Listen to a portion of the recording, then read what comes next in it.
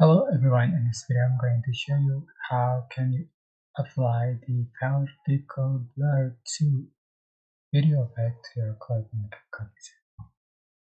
So, and effect, you can see the particle blur too. This is for effect, you have to change properties to be able to use this effect. So you can see for the effect, and I'm just going to add effect, just add to right, and you can make it shorter according to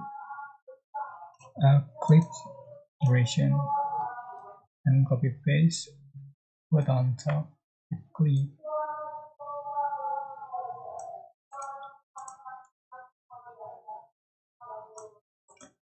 Alright, and after done, you're just going to go to transition and select less frame and adjust for duration and 1 second, apply to all the clip.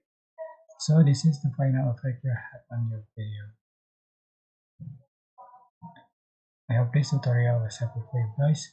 Don't forget to like, comment, share, and also subscribe.